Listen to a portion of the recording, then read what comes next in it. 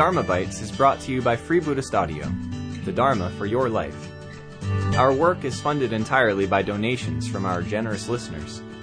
If you would like to help us keep this free, make a contribution at freebuddhistaudio.com/donate. Thank you, and happy listening. And the Buddha taught that all things that we come in contact with, ourselves, other people, things, objects, ideas even, they're subject to these three conditions. So the first is that everything is unsatisfactory. Everything is suffering. And on one hand, when I first heard this, I just thought it sounds a bit negative. I've got a great life. Actually, I don't feel like I'm suffering. I know there's a lot of suffering going on in the world, particularly with a lot of the natural disasters going on at the moment. I feel like that's suffering. I'm not suffering. But what the Buddha was trying to get to is that essential unsatisfactoriness of things. Is basically what I've been talking about, these expectations that really can't be met. And even if they are met for a period of time, we can't ultimately find lasting happiness in anything. Not in another person, not in a perfect relationship, not in a perfect job. Anything that we look for outside of ourselves, or even if we try to fix something inside of ourselves, once I'm like this, then it'll be great. Once I get this thing, then I'll be happy. The teaching of unsatisfactoriness is actually, it's not possible to find that unending happiness in things. And one of the reasons we can't find lasting satisfaction is that everything is impermanent. Everything changes. We change, situations change, other people change. So even if we do have that moment of expecting something and it being exactly what we want, it's impossible for that to sustain because that thing's going to shift. That thing's going to change. And on one hand, we can think, that sounds fairly obvious. I know things change. We see our hair growing. We witness ourselves changing, perhaps through our practice, through our awareness.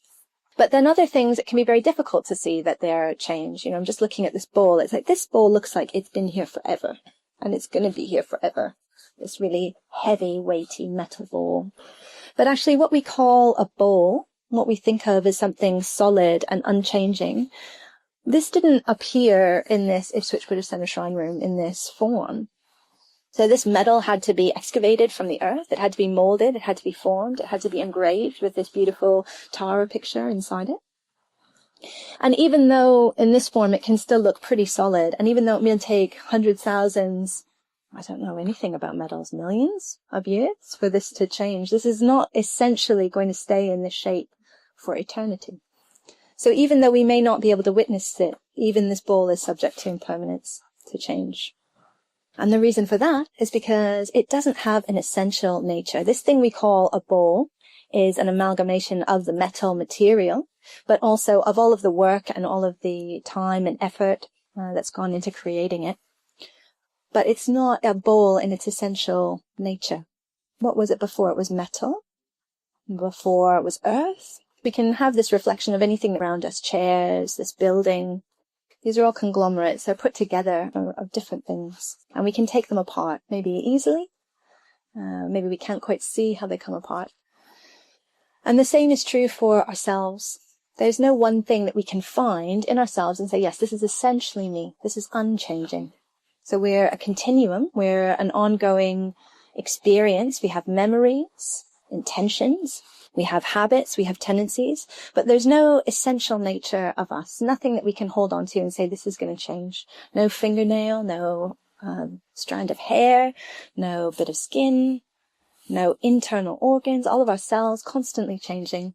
And even our consciousness, our mind, so we just meditated, we probably noticed that actually our mind does not stay the same from one breath to the next. We're always shifting. And it's the same with ideas.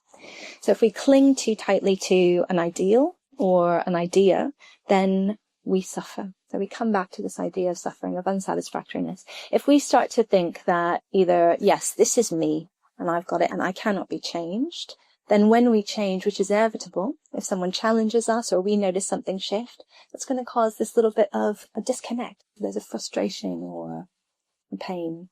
And maybe we can see that more in other people. When we come in contact with other people not acting the way that we would like them to, or situations not working out the way that we want them to. So suffering doesn't necessarily have to be something that is horrible or life-threatening. but it's something that causes us tension and causes us either to go into aversion, push something away, something changes and, oh, I don't like that, or we start to cling onto it because we don't want it to change. So both of these actions, this clinging and this aversion, lead us to this place of dissatisfaction. We hope you enjoyed today's Dharmabite. Please help us keep this free. Make a contribution at freebuddhistaudio.com/donate. And thank you.